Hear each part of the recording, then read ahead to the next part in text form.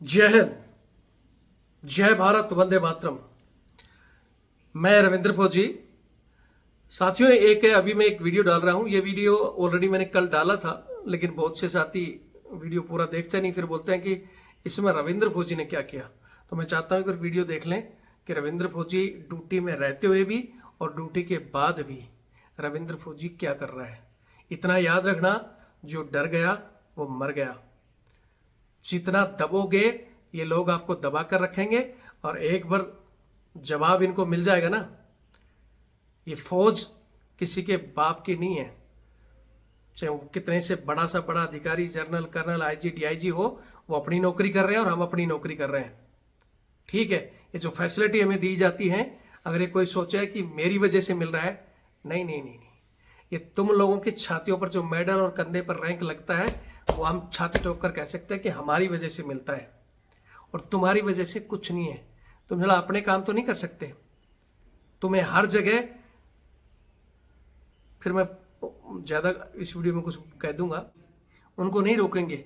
अधिकारी गलती करता है तो उनके आगे तो हाथ जोड़कर पैंट में पेशाब कर देते हैं और जवान के ऊपर रोब झाड़ते हैं, जबकि उनको पता है कि खुद भी रिटायर होना है।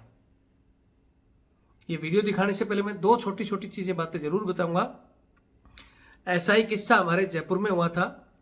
एक बार मैं जयपुर सीएसडी में जा रहा था, तो वहां क्या हुआ कि सीएसडी में मैं पहुंचा तो वहां बोला कि आज आपके लिए अलाउड नहीं है, आज ओनली फॉर अफसर का है।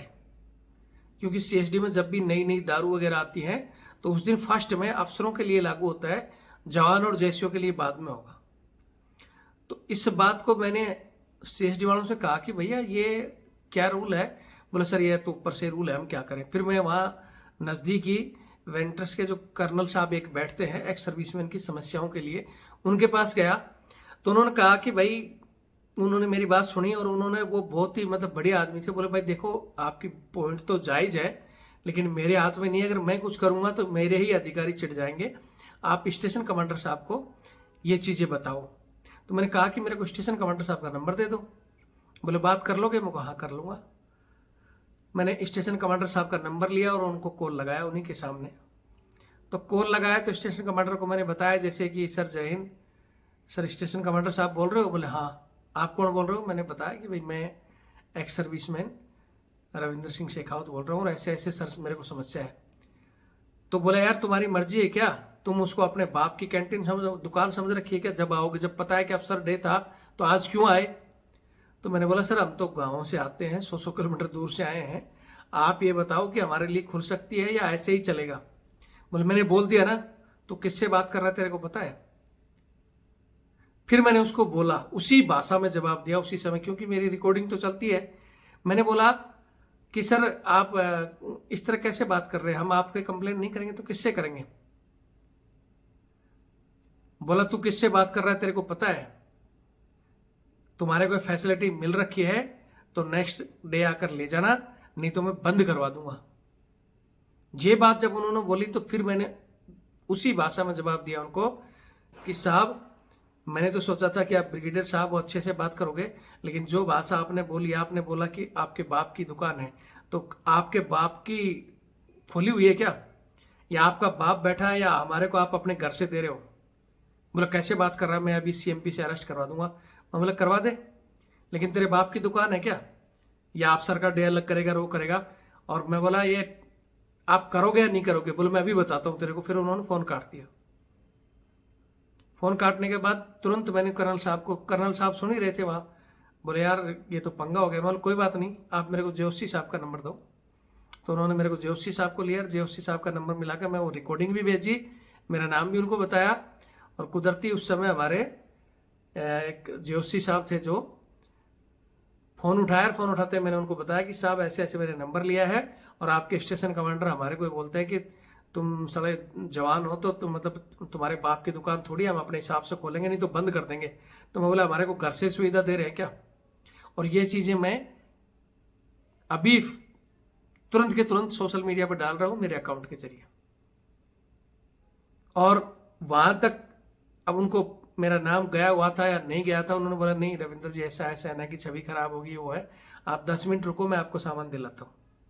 फिर उन्होंने कहा फोन किया, कहा नहीं, तुरंत ही उन्होंने फ़ोन मारा और उसके बाद में स्टेशन कमांडर जी का दोबारा फ़ोन आया कि आपने कहाँ कंप्लेंट कर दिया रविंद्र जी, ऐसा थोड़ी होता है, आप दूर से आते हो तो मेरे को बताते, मैं खुलवा देता। मैं बोले अभी क्या आदेश है? बोले जाओ सामान ले लो। और मैं सामान लेके आया और उस दिन के बाद जो बोर्ड चलता था कि इस दिन इसका और इस दिन उसका, वो खत्म हो गया। अभी कभी भी CSD जब खुलती है और जब बंद होती है, वहां तक कोई भी चाहे जवान हो चाहे अफसर हो जाता है। आप लड़ोगे ना तो आपको सब कुछ मिलेगा। और ये सोशल मीडिया इतनी बड़ी ताकत है जिसका आपको अंदाजा नहीं है। ये 8 लाख लोग आप जुड़े हुए ना, बड़े बड़े को बम्बू दे सकते हैं। लेकिन सबसे बड़ी दिक्कत क्या है कि आप अपनी ताकत को नहीं पहचानते। आप वो घटिया से घटिया रील और ऐसे वाहियात वीडियो देखते हो और शेयर करते हो, लेकिन अपनी काम की चीजें ना तो शेयर करते हो या फिर अपनी धुन में चले रहते हो। ऐसे लोग हैं। या कुछ ऐसे चमचे हैं, अफसर तो बहुत से सुधर चुके हैं, मेरे से जुड़ भी चुके हैं, सुधर भी चुके हैं, लेकिन कुछ हमारे ही बोलते हैं ना, घर का भाई गांडू तो क्या करेगा पांडू। वो सवाल पैदा करते हैं। वो लिखते हैं तुमने रहते हुए क्यों नहीं किया, पानी मेरे के मगरमच्छ से बैर करें। वीडियो लंबा हो जाएगा, मैं आपको एक छोटा सा उदाहरण देता हूं। चंडीगढ़ की बात है, मेरी यूनिट चंडीगढ़ में थी, बोलते हैं ना रहते हुए। चंडीगढ़ में हमारे एक अर्जुनेंट साहब थे और मैं जिप्सी ड्राइविंग करता था उस समय। मेरे को जिप्सी दी हुई थी, स्टैंड बाई जिप्सी थी, लेकिन वो सिर्फ अर्जुनेंट के लिए थी। अफसर महस और अर्जुनेंट के आदेश पर चलती थी। और उस समय हमारे एक जवान थे जो मेरी ही प्लाटून का था, और उसके माता पिता और उसकी वाइफ आई हुई थी। उनको रात को जाना था स्टेशन। उन्होंने, हमारे एक MT हवलदार थे, उनको कहा कि साहब कोई गाड़ी है क्या, रात को ऐसे ऐसे मेरे को स्टेशन जाना है। तो वही बोला यार ऑटो मंगा ले, कहाँ गाड़ी मिलेगी, सारी गाड़ियां बिजी हैं। बोला नहीं सर, अब ऑटो रात को इतनी कहाँ हूँ, और मेरी तो ऐसे ऐसे ट्रेन है, कुछ करो। बोले बड़ी गाड़ी तो जाएगी नहीं। तो MT हवलदार ने बोला यार तू शेखावत से बात कर ले। उसने मेरे को बताया, बोला ऐसे ऐसे, कोई दिक्कत नहीं, छोड़ देंगे। रात को मैं अपनी एक्स्ट्रा ड्यूटी के अलावा जिप्सी ले गया, उनकी वाइफ को, उनके परिवार को मैं स्टेशन छोड़कर आ गया चंडीगढ़ में। अब वो वहां हमारे जो चमचे घूमते थे RP सेक्शन वाले ने देख लिया। बोले यार ये तो अर्जुनेंट साहब की जिप्सी है, किसके लिए जा रही है? मैंने बोला यार अपना बंदा है, इसके माता पिता रखे, इनको स्टेशन छोड़ कर आना है। बोले साहब से पूछना पड़ेगा। मैं बोला तू पूछता रहना, इनका टाइम हो गया, मैं जाता हूं। मैं चला गया और उसने अर्जुनेंट साहब को रिपोर्ट दे दिया। अर्जुनेंट साहब उस समय जो खुद एक ORS के बच्चे थे, वो भड़क गए और आदेश कर दिया कि सुबह बड़े पैक में आ जाना।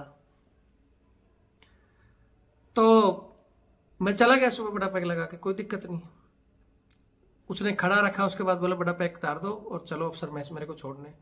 मैंने उस बात को ध्यान रखा, कोई दिक्कत नहीं। उसके बाद मैं अफसर मैस में उनका जो भी काम था किया, उनको ड्यूटी पे छोड़ा। और वहां से अफसर मैस से वो गाड़ियां जाती थी शाम को उनके काम के लिए, बाजार के लिए, उनके लिए और अफसरों के लिए बाजार में जाती थी वो गाड़ियां। उसने जैसे मेरे को बोला यार बाजार से वो उस सेक्टर से ये चीज लानी है, मैंने उनके पास कार्डदारी रख दी कि ये ले कार्डदारी और इसको भर दो और शहर मार कर दे दो। बोले क्यों, पहले भी तू भरता था? बोले मैं पहले अपने हिसाब से भरता था। और ज्यादातर फौज की जो गाड़ियां चलती हैं उनमें कन्वेंस ऑफ ट्रूफ या कन्वेंस ऑफ ऑफिसर लिखा जाता है। किसी भी उसको ऑथराइज नहीं कि मार्केट से आप मच्छी लेके आ जाओ, अंडा लेके आ जाओ, ये गाड़ी में नहीं भरा जाता। हम अपने रिस्क पे भरते थे, रिस्क पे जाते थे। और उसी रिस्क में हमने अपने ही साथी की परिवार को छोड़ दिया। तो वो एक तो बीच में हमारा ही चमचा, दुश्मन अफसर नहीं है, पहले हमारा चमचा ने रिपोर्ट दे दी। हालांकि गेट पे जो नॉर्मल ड्यूटी थे उन्होंने बेचारों ने कुछ नहीं कहा, लेकिन चमचा जो सूंघते रहते हैं ना अपना प्रमोशन के लिए, उनके लिए उसने रिपोर्ट दे दी। फिर उस रिपोर्ट को सुनकर उसने श्रीमान जी ने भी मेरे को बोल दिया बड़ा पैक। कोई फर्क नहीं पड़ता बड़े पैक से, मैं कहीं मर नहीं गया, मैं बहुत बड़ा शरीर है और बहुत बड़ी ताकत है, ये मैं लगाता रहता था। लेकिन जब उसने भेजा रात को पार्टी में, मैंने मना कर दिया, उनको इस कार्डदारी में लिख दे। तो उनकी औकात नहीं, किसी की भी कार्डदारी में लिख दे कि बाजार से मच्छी लिया या अंडा लिया। बोले यार पहले भी लिखते थे, मैं नहीं लिखूंगा।